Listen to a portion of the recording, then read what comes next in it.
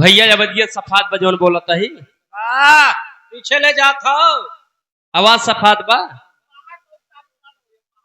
अरे हिया सुनाई चाहिए बैठा आवा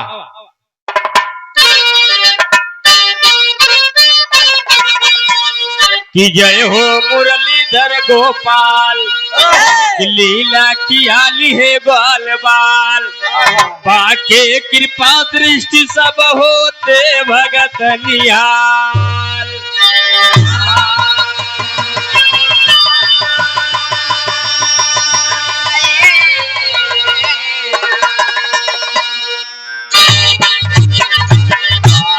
सुनो वाले बड़का भैया ये दुनिया संसार में जे जैसन काम की सो कर वैसन नाम होत बा। कवि जी गजल में लिखे का मास्टर साहब बाबा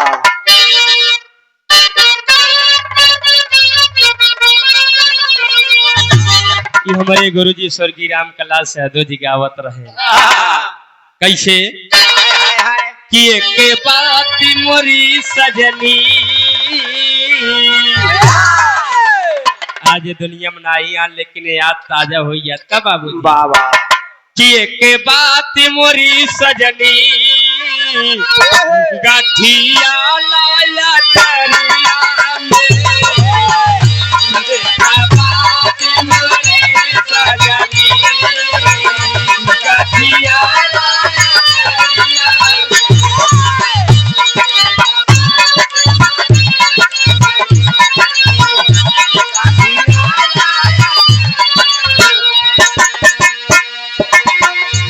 एक बात मोरी सजनी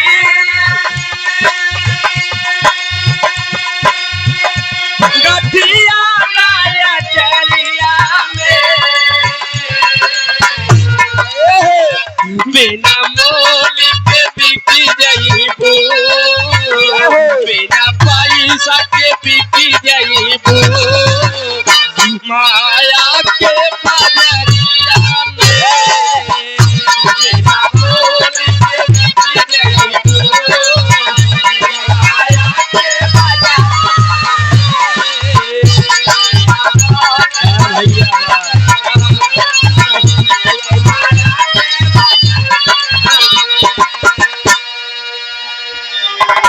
एक बात मरी सजनी गठिया ले चरिया में कहाँ बिना मोल के बिक जाइबू माया के बजरिया में। लेकिन भाव में कवि जी लिखन का बड़का भैया बाबा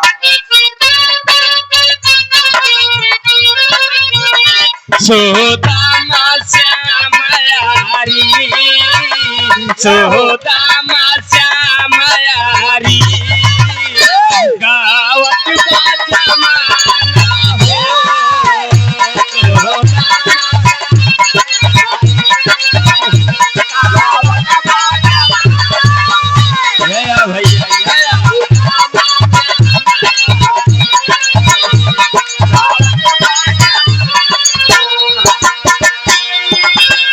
सुदामा श्याम यारी गावत बाजमाना हो दो दिल का नहीं ये तो दो दिल का नहीं ये तो यारा ना पुराना हो दो दिल का नहीं ये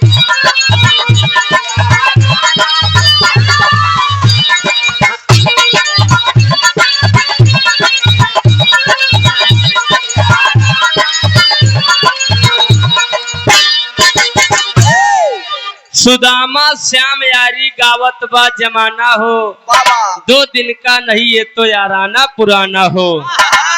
अगर मित्र हो तो भगवान कन्हैया सुदामा जैसा। लेकिन कभी जी टेरी में लिखन का भैया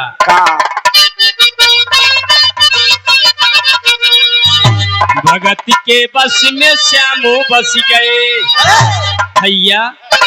भगत के बस में श्यामो बस गए रामा रामा रामा रामा यार मोरे रामा भगत के बस में श्याम बस गए।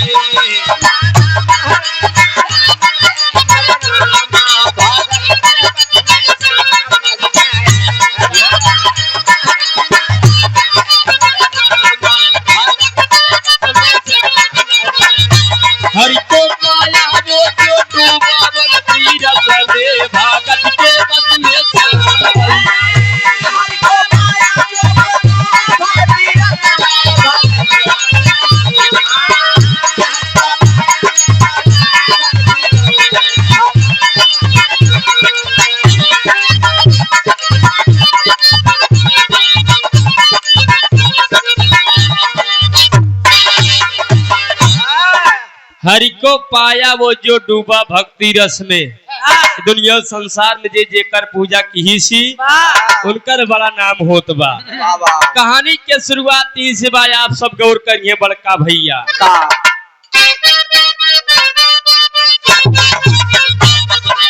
गौर करा है श्रोता भैया, द्वापर युग की कहानी हो। गोकुल की पावन नगरी में रहे विप्र दो प्राणी हो। कुछ दिन बीता पंडित मर गए, देखा हो तगलानी हो। विद्या से ही करब गुजारा, ऐसे बड़ मनठानी हो।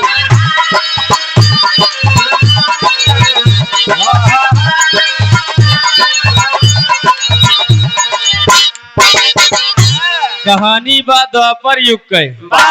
गोकुल नगरी में पंडित और पंडिताइन दोनों जने अपन जीवन बितावत हैं। धीरे धीरे समय बीतिया, सुनने वाले बड़का भैया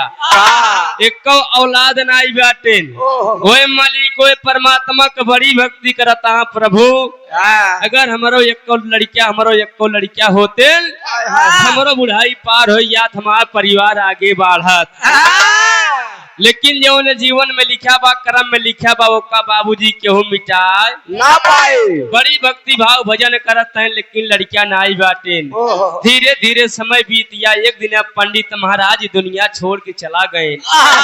जब पंडित महाराज दुनिया छोड़ के चला गए, पंडिताइन बड़ी रोवत है, ने मालिक ए परमात्मा, हमार स्वामी दुनिया छोड़ के चला गए, हमार जीवन कैसे बीते। गोकुल नगरी के लोग पंडित जी के लाश ले आई कि यमुना नदी के किनारे अंतिम दाह संस्कार के हेन। धीरे धीरे समय बीतत बा ये बड़का भैया। पंडिताइन गोकुल नगरी में भिक्षा मांग के अपन जीवन बितावत हेन। कुछ दिना बीता, एक दिना मन में विचार के हेन, अगर हम रोज रोज गोकुल नगरी में भिक्षा मांगे जा, ये गोकुल नगरी के लोग हमका कभू ताना मार दई है।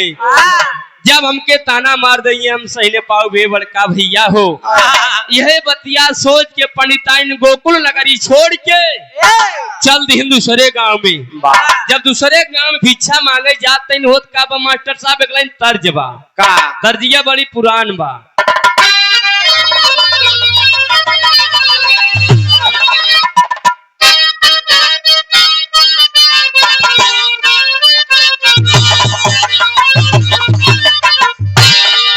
वही बात तर्ज मास्टर साहब कहना बा। गाना बोले ला बासा, गाना बोले ला बासा, वारिया न हो सिया राम सिया राम।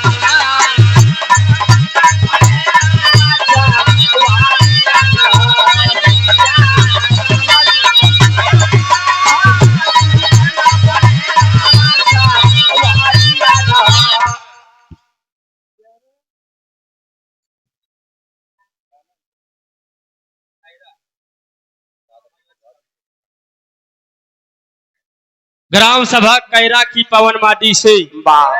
समाजवादी पार्टी के क्रांतिकारी सिपाही,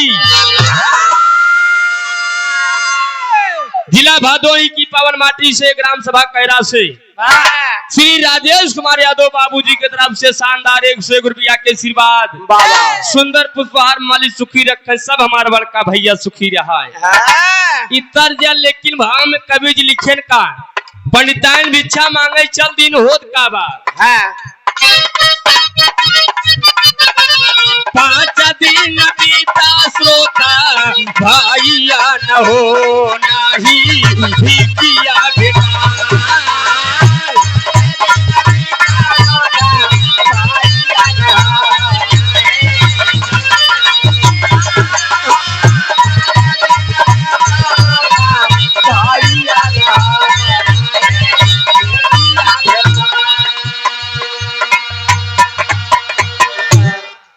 दिन बीता श्रोता भैयन हो नाही भिखिया भेतान। दूसरे गांव भिक्षा मांगे चल दिन 5 दिन बीतिया भिक्षा न पाइन। 5 दिन पंडिताइन उपवास की रात में मालिक याद करते हैं परमात्मा, ये मालिक ये प्रभु 5 दिन हमके भोजन के होइया हमका कुछ मिलत नहीं बा। मालिक कल सवेरे जहाँ भिक्षा मांगे जवन कुछ पाऊ लेके आऊ, पहले बनाऊ बाब के भोग लगाऊ तब हम खाब। धीरे धीरे 5 दिन बीतिया, जब 6वां दिन आवत बा तब होत का बा का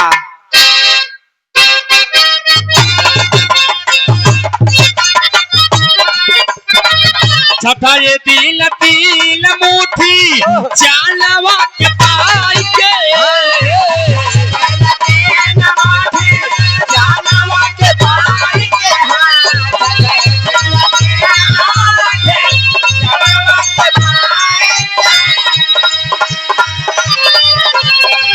चाली ब्रह्माली आज मानहारा पाई के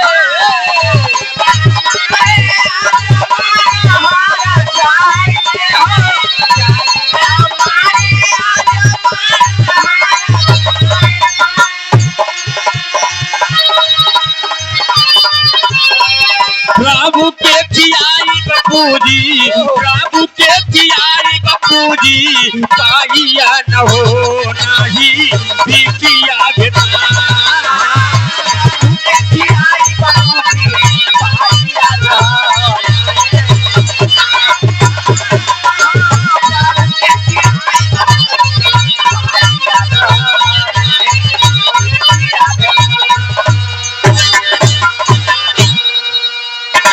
सुनई वाले बड़का भैया पंडिताइन 5 दिन कुछ न पाई, रातिन जब वादा किहिन कल सवेरे भिक्षा मांगे जाब जवन कुछ मिले प्रभु लेके आऊ, बनाऊ बाप का भोग लगाऊ तब हम खाब। 6ठे दिन भिक्षा मांग गई तो भिक्षा में 3 मुट्ठी चना पाई। पंडिताइन एकदम मगन हो जाई, अरे मालिक परमात्मा ये जानत होई तो आपके पहले दिन हम याद कैले होई। वही 3 मुट्ठी चनवा लेके पंडिताइन अपने घरे आवत ही, आवत तो शाम हो गया, रात हो गया। कहा जाए तो जैसे 5 दिन उपवास के रात भर एक बात और बा, सवेरे बढ़िया से नहाई के बनाई के मालिक के भोग लगाऊ तब खाब। वही 3 मुट्ठी चनवा गठिया के अपने वही मड़ही में रख दी कुटिया पे, और यारी 4 पाई बिछा के पंडिताइन लेटी यही। रात में जब नींद लागत बाद पंडिताइन की कुटिया फोत का बैकलाइन तर्जबा मास्टर साहब का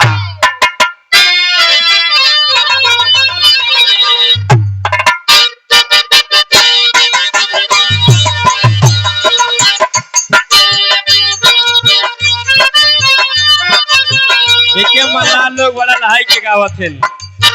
यही पार गंगा माई हो, वही पार जमुना।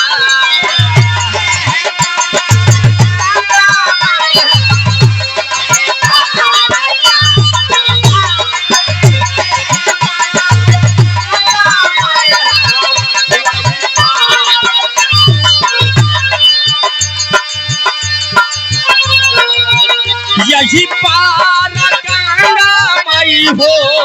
वही पार जमुना।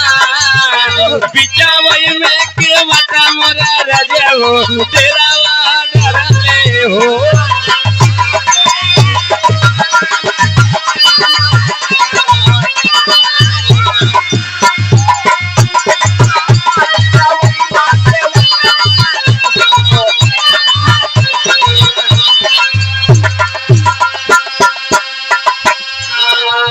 धाम में कहना बा ए भैया, जब रात की पंडिताइन आराम करत है तब होत का बा रतिया में चोरावाया के, रतिया में चोरावाया के, जनवा चोरावई हो।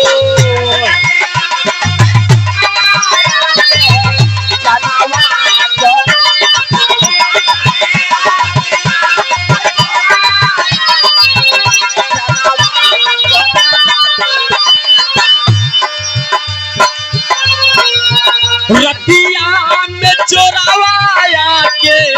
जनवा चोरावई हो। बुढ़िया के निदिया टूट गई हो, बुढ़िया के निदिया टूट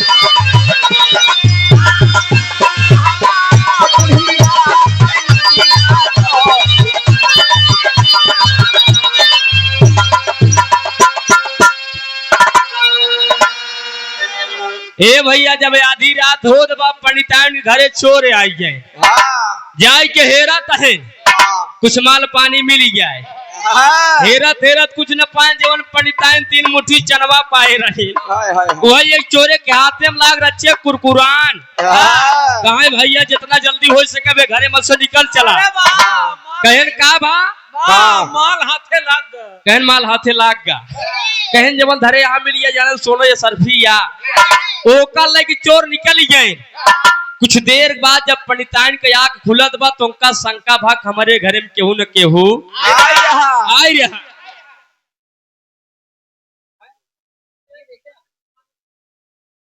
देख वो चना हेरती है घरे में से चना गायब कहा अरे बाप रे बाप बतावा 5 दिन उपवास के मालिक याद के छठे दिन 3 मुट्ठी चना पाई वो रात में चोर चोराई ले गया पंडिताइन रात्रि कहीं शराब देता है देसी की अंग्रेजी पंडिताइन शराब देती है तो का सब कना देती अंग्रेजी जे उनका चनवा लगी उनका देता है देत का बाटी बड़का भैया का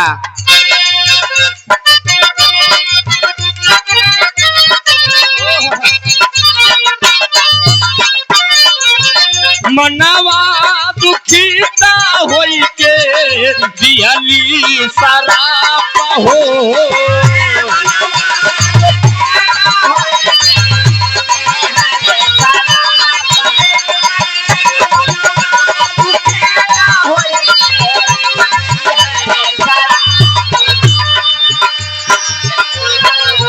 चनवा जे खाई उदारिद्र होइया हो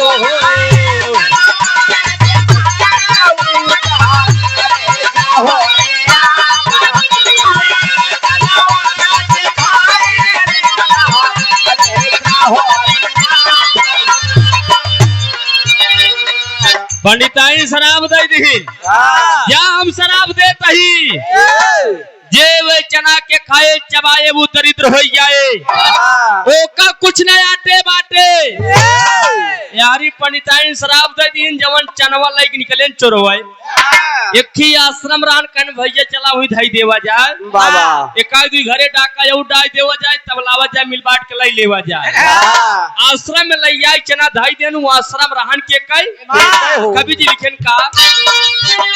आश्रम में संदी पानी के चनवा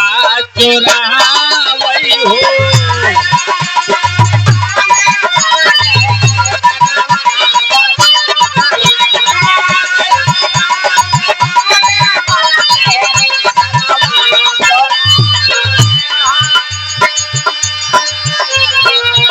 असराम में संदी बन के चनवा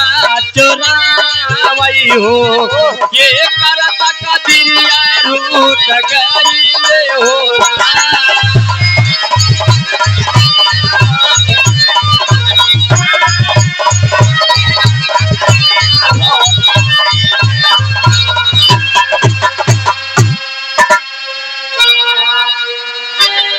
सुनने वाले बड़का भैया संदीपन गुरु के आश्रम में चना रख दे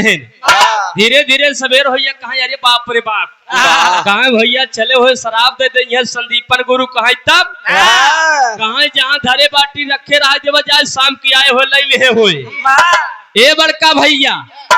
यारी धीरे धीरे सवेर हो संदीपन के गुरु के आश्रम में भगवान कन्हैया सुदामा जी शिक्षा लेते हैं जहाँ संदीपन गुरु के आश्रम में भगवान कन्हैया सुदामा जी शिक्षा लेते हैं धीरे धीरे सवेर होइया गुरु माता कहे कन्हैया सुदामा अरे कुछ भोजन वोजन बने बस यही भक्तिन भाव भजन होए कहे बेटवा जाते लकड़ी उकड़ी कुछ लै के उपिया सिलेंडर नहीं मिलत बा सुने वाले बड़का भैया हो यारी देखा भगवान कन्हैया जब आदेश पाए गुरु माता कहे जब गुरु माता के आदेश पाए तैयार हो जाते हैं जंगल में लकड़ी तोड़े बिना कुछ दूरिया गए तबले सुदामा लौट के चला यानी कहन गुरु माता मान लो दोनों भाग जंगल में भूख लाग काव खाब अगर कुछ न खाब जो खाम हो जाए मातारी ए माई कहा कुछ खरमिटाव करे के दे दे तू कहा रुका रहा कुछ लावत ही घरे में जाते जवन चनवे चोरवे चुरा के रखे रहन वो उठा के दे दीहिन कहा ले तू खाई ले कन्हैया के दे दे अकेले जिन खाया वह 3 मुट्ठी चना उठा के दे दीहिन सुदामा जी लेके आवत है भगवान कन्हैया आगे आगे सुदामा जी पाछे पाछे तबले खोल के चना निकाल के मुहे में डाल है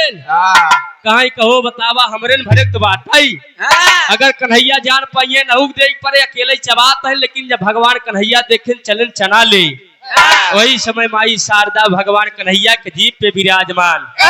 ए कन्हैया कहीं खबरदार कहा उस चना छुआ जीन खाए के बाद छोड़ा तू जानी नहीं पाया कहा पंडिताइन शराब दे जब चना के खाए चबाए वो दरिद्र हो जाए तार मित्र सुदामा वो दरिद्र हो जाए अरे बाप इतनी बात जब भगवान कन्हैया सुनन कहा धन्यवाद मातारी आज ये बचाई लू लेकिन अब करे का अब तो सुदामा जी गलती कर चुका है भगवान कन्हैया पेड़े चढ़ के लकड़ी तोड़त है सुदामा जी लकड़ी बीनत है तब भगवान कन्हैया कहन लावा अपने मित्र से पूछी का बतावत ने लाइन तर्जबा बिरा एकदम करीब में बा बाबा एके बड़ा लहाई के गांव स्वर्गीय गुरु हैदर अली जी गाँव कैसे भैया आय हाय हाय हाय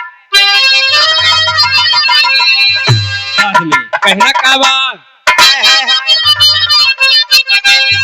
अरे राम झकोरा मारई झूलनी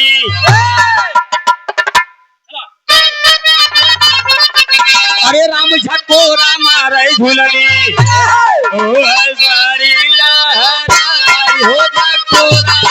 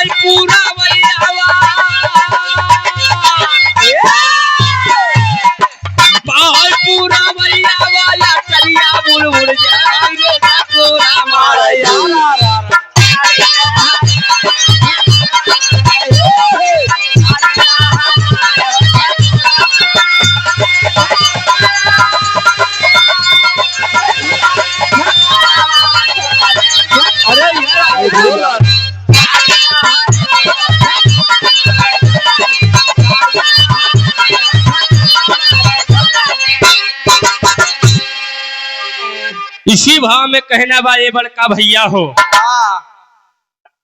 आप परम सम्मानित जन जन में सम्मान पाने वाले दरोगा यादव बड़का भैया की तरफ से बिरहा श्रोता सम्राट दरोगा यादव जिला प्रतापगढ़ की पावन माटी से पुनः 500 रुपया के आशीर्वाद मालिक सुखी रखे सब बड़का भैया सुखी रहा है भाव में कवि जी लिखे का अरे पेड़ से कन्हैया हाय हाय पेड़ से संवरिया लाकारी आई गिरा पेड़ से कन्हैया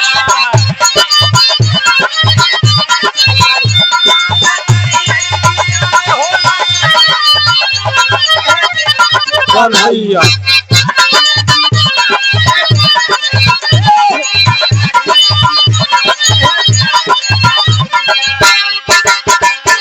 अरे चावा सुदामा खड़ा अरे चावा सुदामा खड़ा चनावा चबाए पेड़ से कन्हैया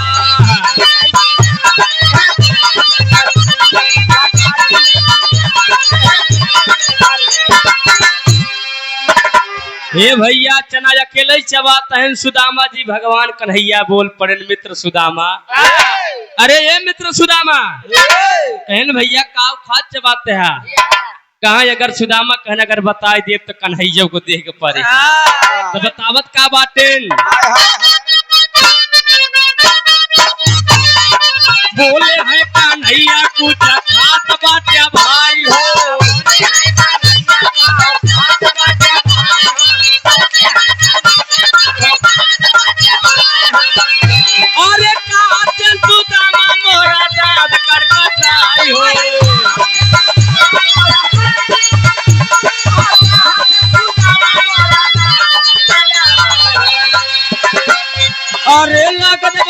सर्दी भाई लागत बाटे सर्दी भाई साला ही जाए पेड़ से कन्हैया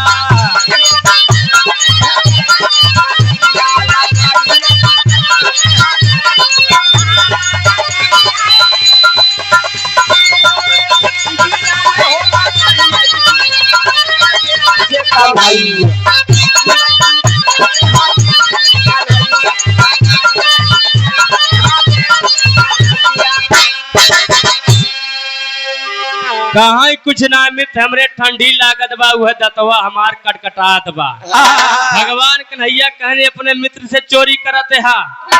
झूठ बोलते हा तू जानी नहीं पाया दोनों जने आश्रम के आइए दोनों जने शिक्षा पूर्ण हो गया दोनों जने अपने नगर के लौट को चला गए धीरे धीरे समय बीतत बा ये बड़का भैया दोनों जने के शादी ब्याह हो गया भगवान कन्हैया तीन रानी मेन सत्यभामा रुक्मणी जामवंती यारी सुदामक शादी भई जकरे दुल्हनी के नाम बा सुशीला जवन पंडिताइन श्राप दे रहे सही हो गया यारी भगवान कन्हैया द्वारिका के राजा बन गए यारी मित्र सुदामा दरिद्र हो गए काम भिक्षा मांग के अपन जीवन बितावत है भगवान कन्हैया के कीर्ति जब सुने कि द्वारिका नगरी में दे जात है जवन चीज मांगत है पावत है ए भैया हो एक दिन भिक्षा मांगे निकले सुदामा जी जब कन्हैया का नाम सुने कहे हमार मित्र हमार बाल सखा कहो द्वारिका का राजा बन गए जे करे खिया भिक्षा मांगे जाए पहले के मनाई भिक्षा मांगे जात रहे तो पांचे घरे मांगत रहे बस खाए भरे भैया हो पांचे घरे मांगत रहने मिले तब ठीक बा न मिले तब ठीक बा लेकिन आजकल देखा था जब तक 10 बोरिया भर न ले कहाँ पीछे हटई वाला है ये बड़का भैया भगवान कन्हैया के बाद सुने मगन हाथ करे खिया भिक्षा मांगे जाए रच्चो लेट लपेट हो जाए तू जान नहीं पाया हम के रही सुदामा कहता है पहले हमारे बारे में जान ले हाँ तोहरे बारे में जानता ही ए भैया कहा तू है के कहा जवन द्वारिका के राजा उनका मित्र रही केहू को विश्वास ही नहीं परत बा कहो जवन द्वारिका के राजा उनका मित्र ने भिक्षा मांगता है पंडित कनक ए भैया यही बतिया जाए कि अपने दुल्हन सुशीला से कहे लगे विराह में अंतिम तर्ज बा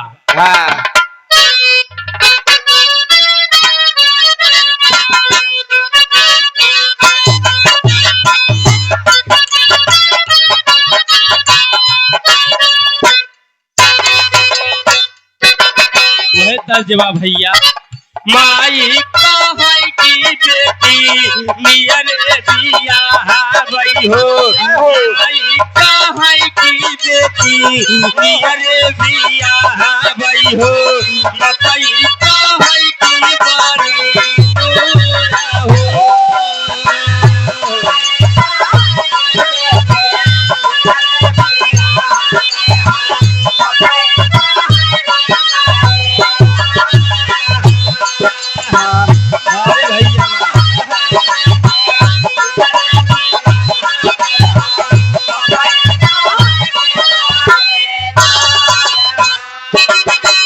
बारी सुशीला अपने पति के माना वही हो नारी सुशीला अपने पति के माना वही हो मित्र तुम्हारा द्वारिका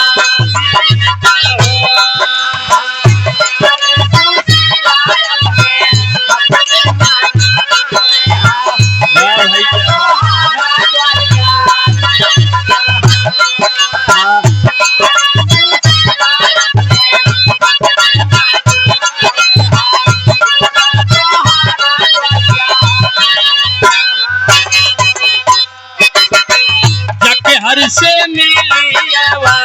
अपन दुख दर्द बतावा जगतम से मिलियावा अपन दुख दर्द बतावा आइयावा पूजा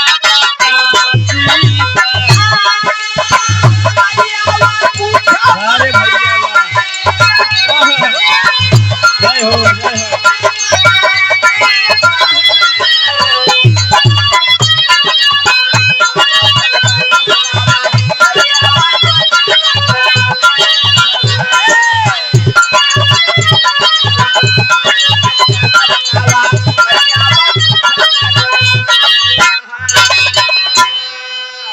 सेवा में श्रीमान वाह राम नरेश मौर्य बाबूजी की तरफ से हाँ, 101 रुपया हमका, वाह 11,000 रुपया आप सबका। वाह इतने में का माली हुए? सुखी रखा है, इतने में का हुए? इतने में का हो हाँ, पूरा दे दे भैया। पानी में भरे खोए भाई। हाँ ठीक है। सुनने वाले बड़का भैया हो, कहे जब तक द्वारिका जाबे न तब तक दुल्हा हमारे तोहा गरीबी दूर ना हुए? ना हो। हाँ, कभो कभो दुल्हनी कहा माने को चाहिए। हाँ, जैसे सुदामा जी दुल्हनी की बात मान के कहन जात ही काउ लेके जाई। 3 मुट्ठी चावल दे दिन गठिया कहा जाई है, दे दा कन्हैया सब जान यही है। हाँ, सुदामा जी आई या ने बड़का भैया हाँ, द्वारिका के जब आवत है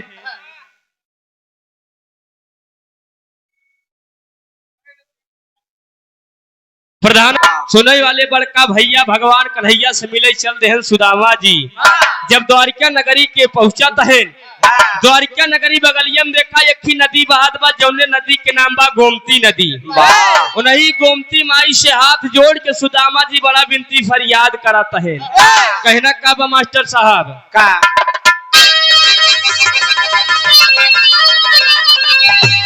अरे खड़े सुदामा गोमती नदी के तीर धीर मन धैले हो। अरे खड़े सुदामा गोमती नदी के तीर धीर मन धैले हो। आज हरा तू हमारे मन के तीर धीर मन धैले हो।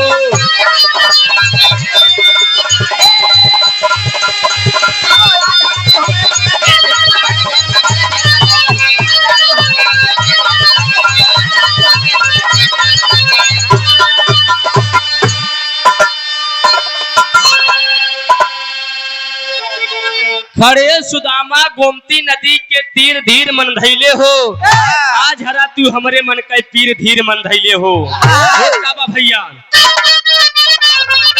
अरे प्रकट हुई गोमती माता अपनी माया फैलाई हो। अरे खत्म हुई सुदामा तन से तारिता पर छाई हो। अरे मन पर चल हुए दुख के या धीर धीर मन धैले हो। आज हरा तू हमारे मन के तीर धीर मन धैले हो।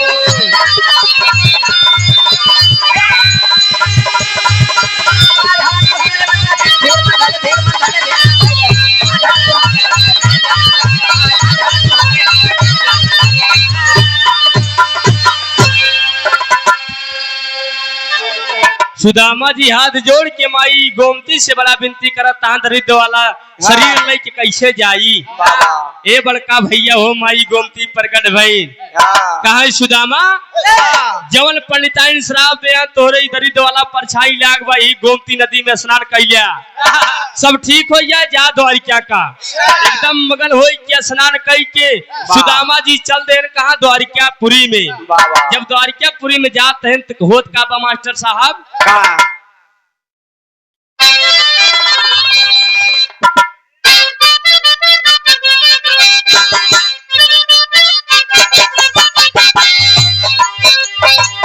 बचपन के याद मूसा काट जाता पारे भैया।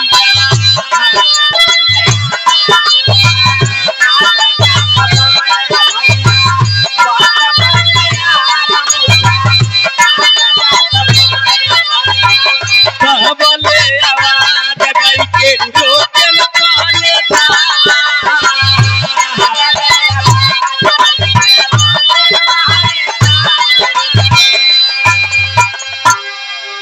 सुनने वाले बड़का भैया का यारी सुदामा जी चला जाता है जे मिला था नहीं से पूछा था। सेवा में श्रीमान गया प्रसाद गुप्ता जी बाबूजी की तरफ से 101 रुपया के आशीर्वाद। पहरेदार रोक देन ए ब्राह्मण कहन कहा बलियान चला जाता है मुंडा मोड़ दे। सुदामा जी जब इतना बात जब सुने कहन पहरेदार द्वारपाल जान नहीं पाया हमके यही।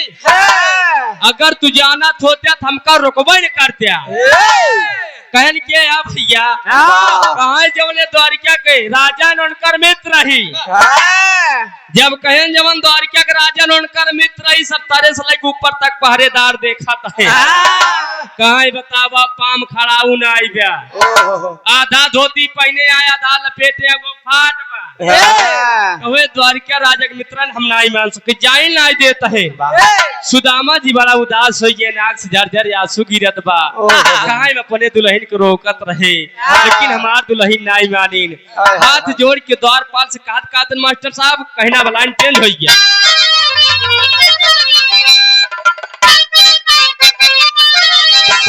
यह कहे का अरे द्वारी पालो उस कन्हैया से कह दो दरी पे सुदामा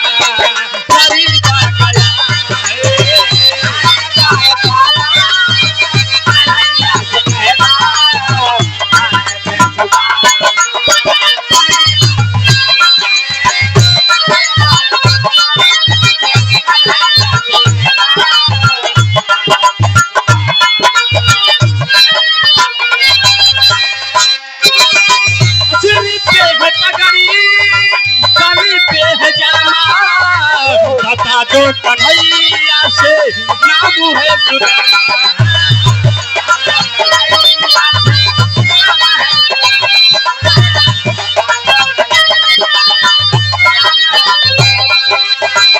कि तुम तेजी दौड़े चले आए मोहन लगाया ही गले से सुदामा को मोहन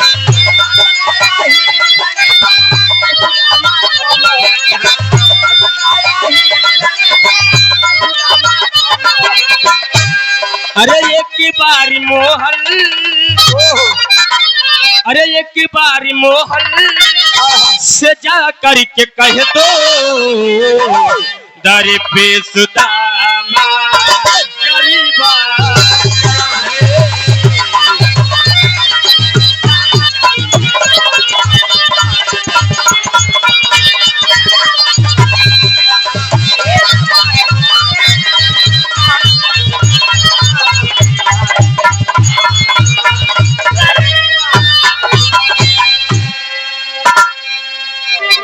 द्वारपाल जाई के भगवान कन्हैया से बताए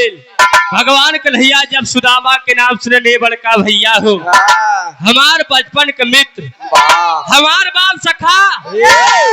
हमारे ये नगरी में ये बड़का भैया हो नो पाँव में खड़ा पहने वैसे भगा है दौलत जात है कन्हैया के सुदामा से मिले जात है कन्हैया यारी जब सुदामा के देखे लोग हंसी उड़ावत है बताएं द्वारिका के राजा हमारे मित्र है लौट की चला जावत है आंख से झरझर आंसू गिरत बा ये भैया हो जौने समय भगवान कन्हैया आए के सुदामा के छाती से लगाए के बड़ा रोवत है मित्र सुदामा मित्र सुदामा द्वारिका पूरी आवे बड़ी देर कई देहा सुने वाले बड़का भैया हो हाथ जोड़ ले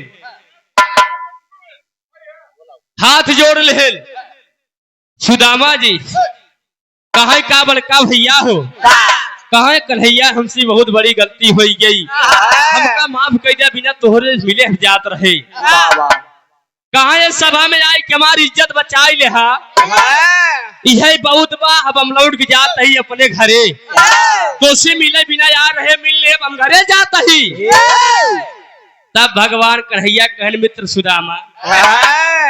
तू बुढ़ा या था लेकिन तोहर अबे बचपन वाली आदत ना जाता तब और रिसियात रहा कोहात रहा आज और रिसियात है कोहाता चला चला पहले ताक कुछ सेवा सत्कार हो जाए आफत न्याय आए बिया भगवान कन्हैया लग जाए के अपने सिंहासन पे बैठाई के परात मंगाई के चरण धोवत है अपने आंसू से जब अपने आंसू से चरण धोवत है तब सुदामा जी रोकत है विरह के अंतिम में कहना बबन का भैया गौर करिए आप सब बाबा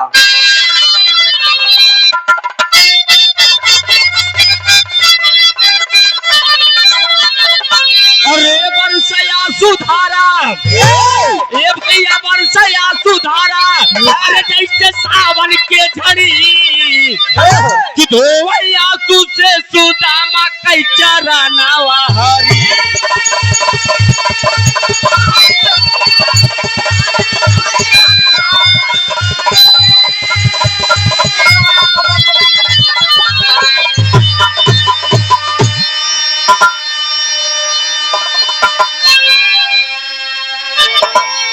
बरसया सुधारा जैसे सावन के झड़ी धोवै आंसू से सुदामा कई चरणवा हरी।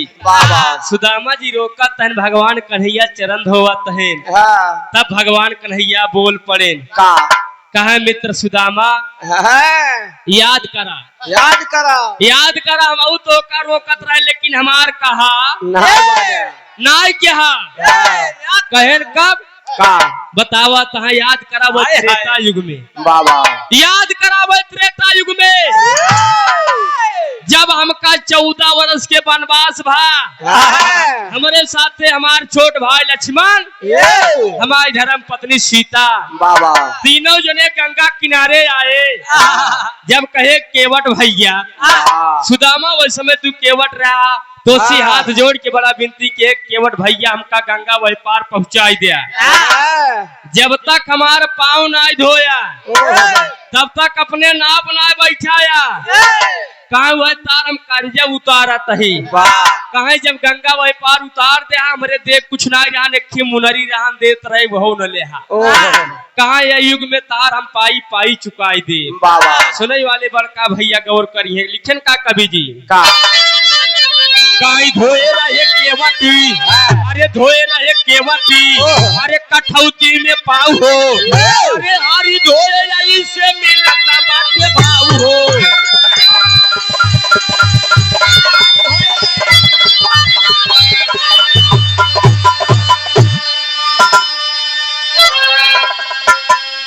अरे दुई मुट्ठी चावल खाके अरे दुई मुट्ठी चावल खाके ले रटा नजरी कि धोवैया तू से सुदामा के चरणवा हरी दुई मुट्ठी चावल खा के दुई लोग दई देहन के का सुदामा जी के पूरी गरीबी उनका दूर हो गया ए बड़का भैया हो कुछ दिना बीता सुदामा कहाँ अब लावा घरे चली हमार लड़के मेहरारू धोवत हुई है यही सुदामा से बड़का भैया कन्हैया से आज्ञा ले गए सुदामा जी कहा ठीक बा सवेरे जाया भगवान कन्हैया कुछ देन पूरी रास्ता केवल भगवान कन्हैया के कोसत है हमार दुल्हन कह रही जा ये चावलवा दे जा सब जान गई है आवत कही का गोरिया गेहूं चाउर दे दी कुछ न दे जे बचपना में सब दिन के घरे चुरा के खाए वो हमका का दे है अरे कुछ न देते ना आलू दे देते तो का ना हाँ कचालो चालू खा के भैया या और यारी देखा भगवान कन्हैया विश्वकर्मा महाराज के भेज दे जा सुदामा जी कितना बढ़िया घर बनाया कितना बढ़िया महल बनाया कि लोग देखा तो देखता ही रहा है विश्वकर्मा महाराज पहुंच गए सुशीला का लगे कहा कन्हैया भेजे यहाँ तहार घर बनवाई बा कहा घर हमारा अकेले बनवाई बा कि गाँव वाले के बनवाई बा कहा अकेला ही बनवाई बा कहा तब हम घर न बनवाऊ हमार स्वामी जी ये गांव भिक्षा मांग मांग के हमका सबके जियान खवाएं अगर हमार घर द्वार बन जाए तो गांव वाले हमका ताना मरी है ई भी न जा कन्हैया से कह दिया पहले पूरा गांव वाले के घर बनाई दे तब हमार घर बनवाई बाहरे नारी के सोच पहले के नारी की सोच आजकल नारी की सोच देखा सुनई वाले बड़का भैया हो बारे नारी के सोच सुशीला ए बड़का भैया भगवान कन्हैया इतना बात सुने मगन हो गए कहाँ जा जैसे सुशीला भाभी कहा तन घर बनाई दिया पूरा गांव वाले के बढ़िया से महल बनवाए तब अपन घर बनवाई यारी जब सुदामा जी आवत है घर द्वार देखे पूरा बदला तब नारी सुशीला दासी भेज के कहा जा हमरे दुल्हा के बुलाई ले आवा धन्य होय भगवान कन्हैया बाबा मित्र होय सुदामा और कन्हैया जैसन द्वापर युग के बाद कलयुग में बड़ा चर्चा चलता बा अगर मित्र मिले दोस्ती निभावत कन्हैया और सुदामा जैसन कि तो हमारी तोरी खान। हाँ वो तो जानते ये भैया यार ये दुनिया संसार में जैसे काम करबा बाबूजी वैसे नाम होए। बाबा। सुदामा जी भगवान कन्हैया की कीर्ति दुनिया गावत बा। हाँ। गुरु घराने के परिचय में कहना बा गायिका जी के नंबर बा। बाबा। राम हित गुरु सीताराम वाह। राम हित गुरु सीताराम हाँ। महल बनाया आलीशान नारी सुशीला दासी भेजी न सकी पहचान